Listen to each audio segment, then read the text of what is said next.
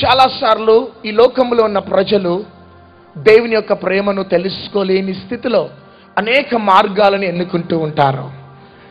సార్వత్రిక సంఘం, universal church, క్రైస్తవులు యేసుక్రీస్తును నమ్మిన తర్వాత కూడా నిజంగా యేసుక్రీస్తు ప్రేమలో ఉన్న ఆ యొక్క టేస్ట్, రుచి చూడలేని స్థితిలో, అనుభవించలేని స్థితిలో ముందుకు సాగిపోతూ ఉంటారు.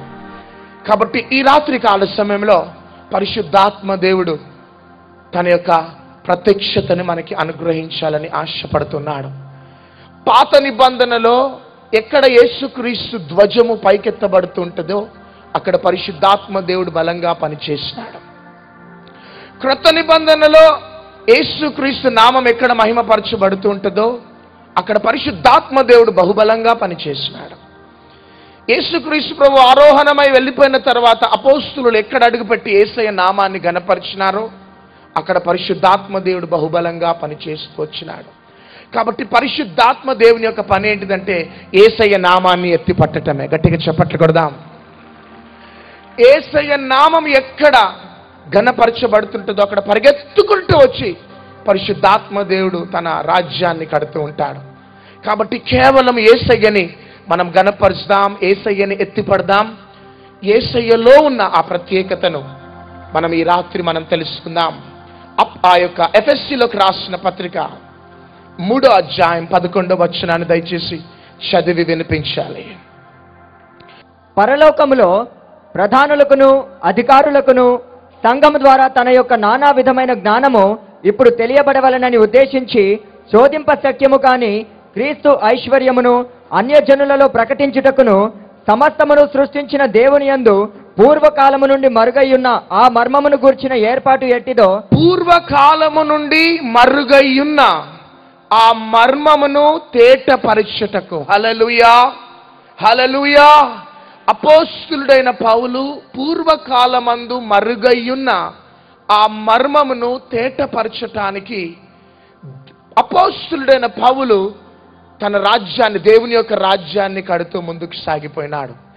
ఈ భూమి మీద పుట్టిన ప్రతి ఒక్క మానవులకి కొన్ని అనుభవాలు ఉంటాయి. మొదటి అనుభవము జ్ఞానము లేకపోవటం బట్టి, జ్ఞానము లేని అనుభవము కొంతమంది అనుభవం.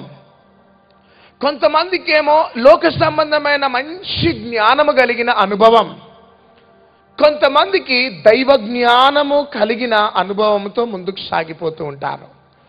కాబట్టి జ్ఞానము లేని వారు మార్గాలు వారు ఎన్నుకొని ముందుకు వెళ్ళిపోతూ ఉంటారు.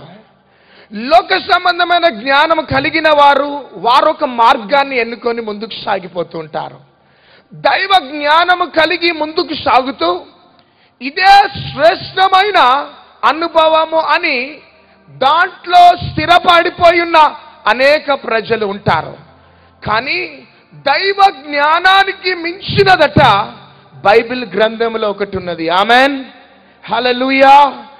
దైవ జ్ఞానానికి మించినది బైబిల్ గ్రంథంలో పరిశుద్ధాత్మ దేవుడు మన కోసం దాచిపెట్టినాడు. ప్రియ సహోదరి సహోదరుడా, దేవాది దేవుడు తన మహిమనంతా కూడా విడిచిపెట్టి, దేవాది దేవుడు తన అధికారమునంతా కూడా విడిచిపెట్టి ఒక విత్తనములాగా ఈ భూమి మీదకి వచ్చినాడు. ఆమెన్. ఈ ప్రేమలో ఉన్న బ్యూటీని పరిశుద్ధాత్మ దేవుడికి వివరించబోతున్నాడు. ఈ దేవుని ప్రేమ, యేసయ్యలో ఉన్న ప్రేమ ఎందుకు అది అది అది లోతైనది, ఎత్తైనది, అది శ్రేష్టమైన ప్రేమ. అది ఎందుకు అంటే దేవాది దేవుడు తన మహిమను విడిచిపెట్టి, తన ఔన్నత్యాన్ని విడిచిపెట్టి, తన అధికారాన్ని విడిచిపెట్టి ఒక విత్తనములాగా ఈ భూమి మీదకి వచ్చినాడు. ఆమెన్. ఆ విత్తనము తల్లి అయిన మరియాలోకి వెళ్ళిపోయింది. తల్లి అయిన మరియాలోకి వెళ్ళిపోయింది ఆ విత్తనమా. ప్రియ దేవుని బిడ్డలారా, అంతటితో ఆ ప్రేమ ఆగిపోలే. రోమన్స్ యొక్క రూల్స్ ప్రకారం సిలువలో ఎవరైతే వ్రేలాడుతున్నారో ఆ వ్యక్తిని ఏమంటారంటే క్రిమినల్ అంటారు, నరహంతకుడు. రోమీల యొక్క నియమ నిబంధనల ప్రకారం సిలువ మీద వ్రేలాడుతున్న ఒక వ్యక్తిని చూడగానే ఆ వ్యక్తిని క్రిమినల్ అనేసి అంటారు.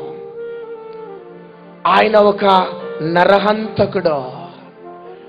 ఆ వ్యక్తిని అంతా కూడా హేళనాస్పదంగా చూస్తారు. అయితే దేవాది దేవుని యొక్క బ్యూటీ ఏంటిదంటే, ఆయన ఆకాశాన్ని భూమిని కలుగజేసిన సృష్టికర్త 2000 సంవత్సరాల క్రితం మనుష్యుని పోలికగా పుట్టి దాసుని స్వరూపమును ధరించుకొని ఆ సిలువలో ఒక క్రిమినల్ గా మారిపోయినాడు. ఎందుకంటే నీకోసమే ఆ సిలువలో ఒక నరహంతకుడిగా మారిపోయినాడు, హేళనాస్పదంగా మారిపోయినాడు. అది ఎందుకో తెలుసా? నీకోసమే, నీకు సమాధానాన్ని, సంతోషాన్ని ఇవ్వటానికే. ఆ క్రిమినల్ ఏం చేసేవారంటే భయంకరంగా గాయపరిచి చిత్రవధ చేసి ఆ శిలువ మీద ఎక్కించేవారు రోమా సైనికులు. యేసుక్రీస్తు ప్రభువు కూడా నీకోసము నా కోసం ఆ పరలోక మహిమను విడిచిపెట్టి, ఆ పరలోక ఔన్నత్యాన్ని విడిచిపెట్టి, ఆ పరలోక అధికారాన్ని విడిచిపెట్టి నీకోసం ఒక క్రిమినల్ గా మారిపోయినాడు, నీకోసం ఒక నరహంతకుడిగా మారిపోయినాడు. ఆ సిలువలో తన్ను తాను అర్పించుకున్నాడు. ఈ అగాపే ప్రేమ తల్లిదండ్రులలో ఉండే ప్రేమ కాదు, స్నేహితుల మధ్యలో ఉండే ప్రేమ కాదు. నువ్వు భూమిలో ఎక్కడనో వరంగల్లో అట్టడుగున కూరుకుపోయి ఉంటే పరలోకాన్ని యేసయ్య నీకోసం వదిలిపెట్టినాడు. చప్పట్లు కొట్టండి. వరంగల్లో ఎక్కడనో పల్లెటూరులో నువ్వు పాపంలో కూరుకుపోయి ఉంటే నీకోసం దేవాది దేవుడు మహిమను విడిచిపెట్టి నీకోసం వచ్చినాడు. నీకోసం ఒక క్రిమినల్ గా మారిపోయినాడు, ఒక నరహంతకుడుగా మారిపోయినాడు. That is agape.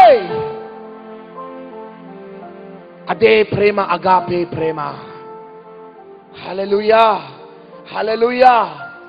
చరిత్రలు ఏం చెప్తున్నాయంటే యేసుక్రీస్తు ప్రభువునట నగ్నంగా సిలువ వేసినారట, నగ్నంగా సిలువ వేసినారట. మనం ఇప్పుడు చూస్తున్న పటాలలో డ్రెస్ కనబడుతుంది, కానీ చరిత్రలు ఏం చెప్తున్నాయంటే హి బికేమ్ నేకెడ్. ఓ షకద ఫరానా. ఆ దేవాది దేవుడు నీకోసము నగ్నంగా మారిపోయినాడు సిలువలో. తను వేసుకున్న బట్టలు ఏంటి అంటే మధ్యాహ్నం నుంచి కొరడాలతో కొట్టబడుతూ ఉన్నప్పుడు ఆ శరీరంలో నుండి కారిన ఆ రక్తమట అట్టలు అట్టలుగా మారిపోయి ఒక డ్రెస్ లాగా మారిపోయిందట. అగాపే ప్రేమ ఏ విధంగా కనపరుచుకున్నాడంటే దేవాది దేవుడు 2000 సంవత్సరాల క్రితం సిలువలో ఒక క్రిమినల్ లాగా మారిపోయినాడు, నగ్నంగా తయారైపోయినాడు, తన సొగసంతా కూడా దూరం చేసుకున్నాడు. ఎందుకో తెలుసా? నీకు ఒక మంచి జీవితాన్ని ఇవ్వటానికే, నీకు సంతోషాన్ని, నెమ్మదిని, సమాధానం ఇవ్వటానికే మన పాపాలన్నీ కూడా తన మీద వేసుకున్నాడు. నా ప్రియ సహోదరి సహోదరుడా, ఈ రాత్రి నా యేసుక్రీస్తు ప్రభు నిన్ను ప్రేమిస్తున్నాడు. హల్లెలూయా, హల్లెలూయా, హల్లెలూయా. నా యేసయ్య నిన్ను ప్రేమిస్తున్నాడు. తాను ఎంతగా ప్రేమిస్తున్నాడో ఈ విధంగా కనపరుచుకుంటున్నాడు. నా ప్రేమ తల్లిదండ్రుల ప్రేమ కాదు, నా ప్రేమ స్నేహితుల ప్రేమ కాదు. నా ప్రేమ ఏ ప్రేమనంటే నీకోసం ఆ పరలోకాన్ని విడిచిపెట్టి ఈ భూమి మీదకి వచ్చి సిలువలో ఒక క్రిమినల్గా మార్చబడ్డ ప్రేమ. నీకోసం రక్తమునంతా కూడా కార్చిన ప్రేమనే నా ప్రేమ అని యేసుక్రీస్తు ప్రభు తన ప్రేమను కనపరుచుకుంటున్నాడు. ఒక బ్యూటీ చెప్పాలా? యేసుక్రీస్తు పుట్టినప్పటి నుంచి కల్వరి శిలువలో వ్రేలాడేదాకనట దేవాది దేవుణ్ణి తండ్రి తండ్రి తండ్రి అని పిలిచేవాడట. కానీ కల్వరి శిలువలో మాత్రం దేవా అనేసి అన్నాడు. ఎందుకో తెలుసా? పుట్టినప్పటి నుంచి కల్వరి శిలువ ఎక్కేదాకా ఆ దేవాది దేవుడు యేసుక్రీస్తుతో పాటు ఉండే. గట్టిగా చప్పట్లు కొడదాం. అంత మంచి రిలేషన్షిప్ యేసుక్రీస్తు ప్రభువుకి దేవాది దేవునికి. కానీ యేసయ్యలో ఎప్పుడైతే మన పాపాలన్నీ కూడా ఎంటర్ అయినాయో దేవాది దేవుడు యేసుక్రీస్తు ప్రభు చేతులను విడిచిపెట్టేసినాడు. అప్పుడు యేసయ్య అంటున్న మాట ఏంటిదంటే దేవా దేవుడా అని పిలుస్తున్నాడు. ఎందుకు తండ్రి అయిన దేవుడు యేసుక్రీస్తు ప్రభు చేతులను విడిచిపెట్టినాడంటే ఇదిగో నీ పాపాలన్నీ కూడా యేసుక్రీస్తు ప్రభు తన మీద వేసుకున్నాడు నీకు ఒక మంచి జీవితాన్ని ఇవ్వటానికి. హల్లెలూయా. ఈ ప్రేమనే అగాపే ప్రేమ. ఇదే బదులు ఆశించని ప్రేమ, మన కంఠంలో ప్రాణమున్నంత వరకు ఉండే ప్రేమ. హల్లెలూయా. ఒక దైవ సేవకుడు ఒక ఊరిలోకి వెళ్ళి సేవ చేస్తున్నాడు. ఆశీశ్వర్ దగ్గర నడుచుకుంటూ వెళ్తా ఉంటే ఆయన నడుస్తూ ఉంటే వెనకాల 4 అడుగులు కనబడుతూ ఉండేటివట. యేసయ్యా నేను 2 అడుగులు వేస్తుంటే 4 అడుగులు కనబడుతున్నాయి, ఇంకా 2 అడుగులు ఎవరి ప్రభు అంటే నానా అవి ఎవరి అడుగులో కాదు, అవి నా అడుగులు. నువ్వు వేసే అడుగులలో నేను ఎప్పుడు నీతో పాటు నడుస్తూ ఉంటాను. చప్పట్లు కొడదాం. కానీ ఒక దినమున భయంకరమైన శ్రమలలో, పోరాటాల మధ్యలో, వ్యతిరేకతల మధ్యలో అందరూ ఆ సేవకుని విడిచిపెట్టేస్తారు. అయితే అదే శీషోర్ దగ్గర నడుచుకుంటూ వెళ్తుంటే ఎప్పుడు 4 అడుగులు కనబడేటి ఇప్పుడు 2 అడుగులే కనబడుతున్నాయి. అప్పుడు ఏడ్చుకుంటూ యేసయ్యని అడిగిందంటే యేసయ్యా ఇది నీకేమైనా న్యాయమేనా? అందరు శ్రమలలో నా చెయ్యి విడిచిపెట్టినారు, నువ్వు కూడా నా చెయ్యి విడిచిపెట్టినావు. ఎప్పుడు 4 అడుగులు కనబడేటి ఇప్పుడు 2 అడుగులు కనబడుతున్నాయి. ఇది నీకేమైనా న్యాయమా అంటే యేసయ్య అంటున్నాడు నానా ఆ 2 అడుగులు నీ కాదు, ఆ 2 అడుగులు నా అడుగులు. హల్లెలూయా. నీ శ్రమలలో నిన్ను నేను ఎక్కడ హత్తుకున్నానంటే నా రొమ్ములో నిన్ను ఆనుచుకున్నాను. గట్టిగా చప్పట్లు కొడదాం. అందరు విడిచిపెడతారు నాన్న మనల్ని, అందరు మనల్ని విడిచిపెడతారు. కానీ మనతో ఎప్పుడు ఉండేది ఎవరో తెలుసా? ఆ ప్రేమ కలిగిన యేసయ్య మాత్రమే. ఈ దూర స్థలంలో నుంచి ఇంకా యేసుక్రీస్తు ప్రభు నువ్వు నమ్మలేదేమో, ఇదిగో యేసుక్రీస్తు ప్రభు నీ కోసం రక్తం కార్చిన దేవుడు, ప్రాణం పెట్టి తన జీవితాన్ని నీ కోసం త్యాగం చేసినాడు. కాబట్టి నువ్వు ఎవరివైనా కావచ్చు, ఉన్న పాటున నీ పాపాలని బలహీనతలను ఒప్పుకుంటే ఆ దేవాది దేవుడు నీ పాపాలను క్షమించి నీకు ఒక క్రొత్త జీవితాన్ని అనుగ్రహిస్తాడు. యేసుక్రీస్తుని నమ్మి క్రైస్తవులుగా ముందుకు సాగుతున్న వారు దయచేసి ఒక మాట చదువుకొని మనం ఆల్టర్ కాల్లోకి వెళ్దాం. హెబ్రీలకు రాసిన పత్రిక 6వ అధ్యాయం 4 నుంచి 6 వచనాలు ప్లీజ్ త్వరగా. ఒకసారి వెలిగింపబడి పరలోక సంబంధమైన వరమును రుచి చూచి పరిశుద్ధాత్మలో పాలివారై దేవుని దివ్య వాక్యమును రాబో యుగ సంబంధమైన శక్తుల ప్రభావమును అనుభవించిన తరువాత తప్పిపోయిన వారు తమ విషయములో దేవుని కుమారుని మరలా సిలువ వేయుచు బాహాటముగా ఆయనను అవమానపరచుచున్నారు గనుక. చాలు చాలు చూడండి. ఒకసారి మారు మనసు పొంది దేవుని బిడ్డలుగా మార్చబడి ఒకవేళ మరలా ఈ లోక సంబంధమైన అలవాట్లకి మనం బానిసైతే మనమందరం ఎవరిని సిలువ వేస్తున్నాం? నోర్లు తెరవాలి. యేసయ్యని సిలువ వేస్తున్నాం. యేసయ్యని నమ్ముకొని సినిమాలు చూస్తే మనం ఎవరిని సిలువ వేస్తున్నాం? చెప్పరు, చూడండి. చెప్పాలా? వినబట్లే. యేసయ్యని నమ్ముకొని సీరియళ్ళు చూస్తే మనం ఎవరిని సిలువ వేస్తున్నాం? సినిమాలు చూసేవారంతా ఒకసారి నిలబడండి దయచేసి. మీరు నా ముందు దాచుకోవచ్చు కానీ దేవుని ముందు మీరు దాచుకోలేరు. త్వరగా నిలబడాలా, త్వరగా నిలబడాలా. రైట్. నిలబడ్డ వాళ్ళంతా అట్లనే నిలబడండి. సీరియళ్ళు చూసేటోళ్ళు కూడా నిలబడండి. గ్రౌండ్ అంతా నిలబడుతుంది. నిలబడాలిక. హల్లెలూయా. నిలబడండిక. ఒకటి చెప్తున్న బిడ్డ, ఈ రోజు కానీ మీరు ఈ తీర్మానం తీసుకోకుండా చనిపోతే డైరెక్ట్ నరకానికి వెళ్ళిపోయేవారు మీరు. పరలోకంలో థియేటర్స్ ఉంటాయా? పరలోకంలో ఈ రోజు కానీ మీరు చనిపోయి ఉంటే, మీరు క్రైస్తవులు కావచ్చు, క్రిస్టియన్ సీనియారిటీ మీకు ఉండొచ్చు, ఫ్యామిలీ క్రిస్టియన్ బ్యాక్గ్రౌండ్ కావచ్చు, మీరు నరకానికి వెళ్ళిపోయేవారు. కానీ యేసుక్రీస్తు ప్రభు నరకం నుంచి తప్పించడానికే ఈ సభల ద్వారా దేవుని మిమ్మల్ని పిలుస్తున్నాడు. నిలబడ్డవారు చప్పట్లు కొట్టండి, చేతులు పైకెత్తండి. సినిమాలు చూసేవారు, సీరియళ్ళు చూసేవారు జీవితంలో ఎన్నటికి చూడనని ప్రార్థన చేసుకోండి ప్లీజ్.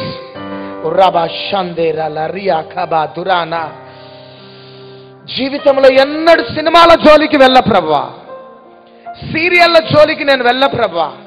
ఈ రోజు దాకా చూసి నిన్ను నేను సిలువ వేసినాను, నిన్ను నేను బాహాటముగా అవమానపరిచినాను, నన్ను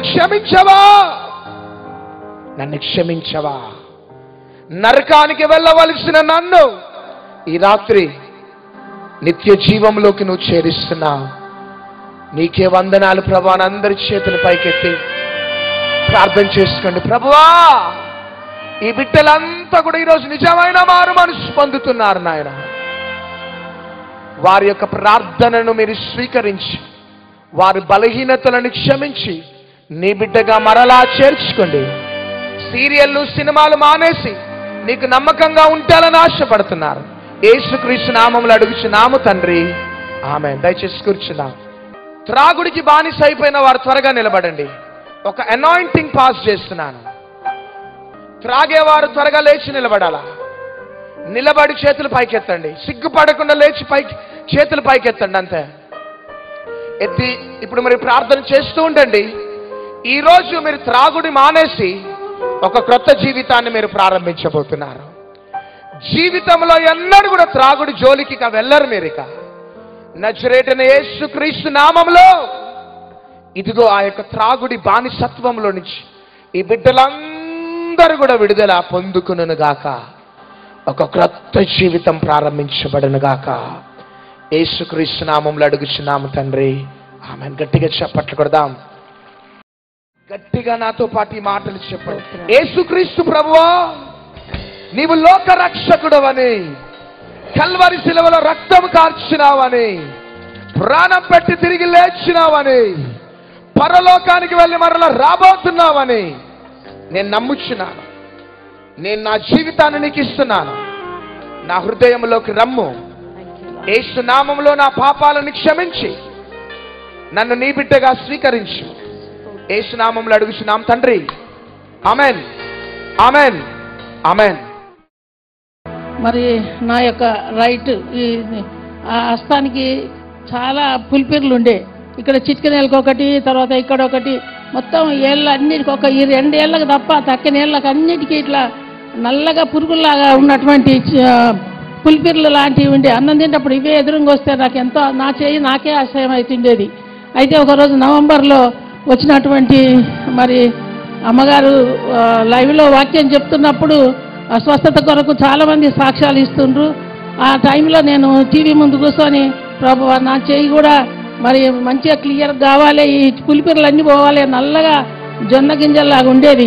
ఈ పులిపిర్లు పోవాలి ప్రభువా, ఎట్లా ఇంత అసహ్యంగా ఉన్న ఈ చేతికి నాకే అసహ్యంగా ఉందని చెప్పి నేను ఆ యొక్క ఖర్చు ప్రేయర్ ఖర్చు నా దగ్గర నుండి ఆ చేతిలో పట్టుకొని ఆ యొక్క లైవ్లో ఏకీభవించినప్పుడు అసలు నాకు తెలియకుండానే ఒకటి పెద్ద పులిపిరి చాలా పెద్దగా ఉండేది, అది మాయమైపోయింది. 2-3 రోజులు అయిన తర్వాత నేను చూసుకున్నా, ఏమైంది పులిపిరి పోయింది కదా అని చెప్పి నాకు ధైర్యం అనిపించింది. ఇంకొక పులిపిరి కూడా అట్లనే ప్రభు ఇది కూడా పోవాలని అట్లా చేతులకున్న పులిపిర్లు మొత్తం కనబడకుండా అయిపోయి మామూలుగా నా చెయ్యి ఎప్పుడు ఎంతకుముందు ఎట్లుండనో అట్లా ఉండే.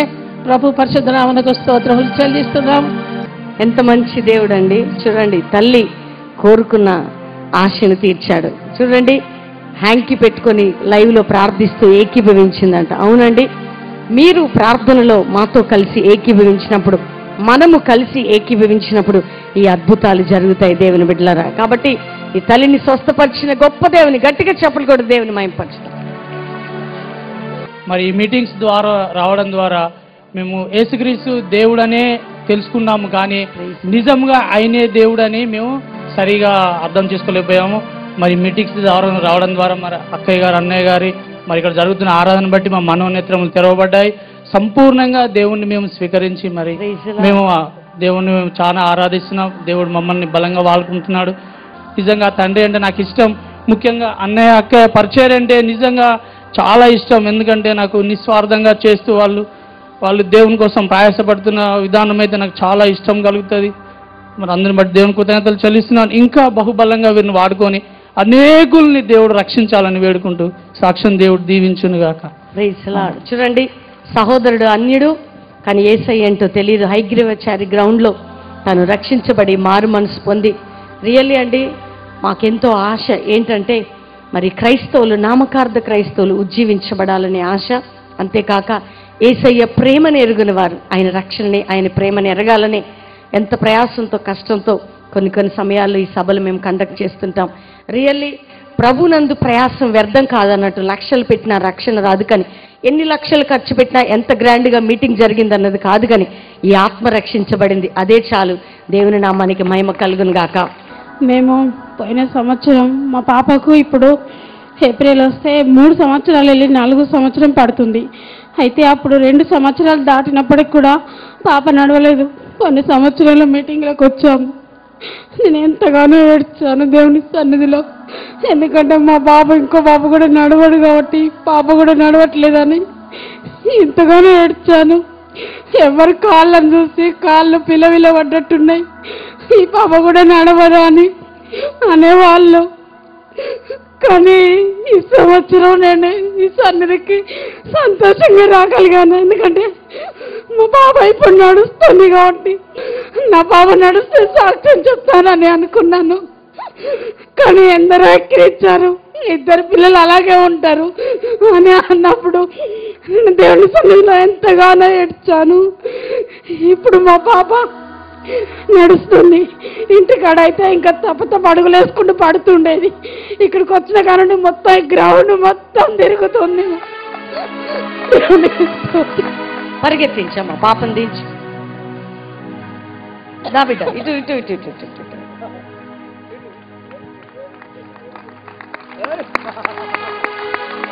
చూడండి, తల్లి వేదన, కన్నీరు మీరు చూశారు కదా.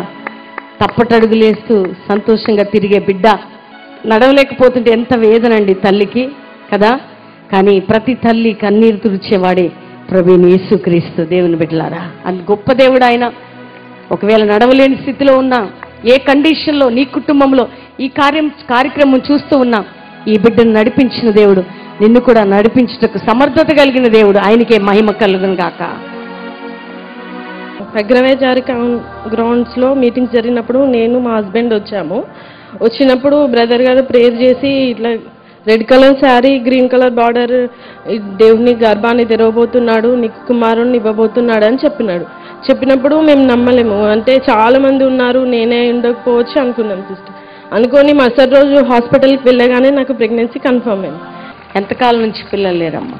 2 years మ్యారేజ్ అయ్యి 2 years నుంచి. చూడండి, పేరు పెట్టి నిన్ను చూసే దేవుడు. నువ్వు ఎక్కడ కూర్చున్నావు, నువ్వెక్కడ నిలబడ్డావు, నీ హృదయంలో ఏం ఆలోచిస్తున్నావు అన్నీ ఎరిగినవాడు ఆయన. దేవుని బిడ్డలారా, సహోదరిని దేవుడు కలర్తో సహా చెప్పి ఆమె గర్భాన్ని తెరిచి ఆమెకు చక్కటి కుమారుడిని ఇచ్చిన ఆ దేవాతి దేవుని గట్టిగా అందరం చెప్పులు కొడుతూ ప్రభుని మహిమపరచుదాం.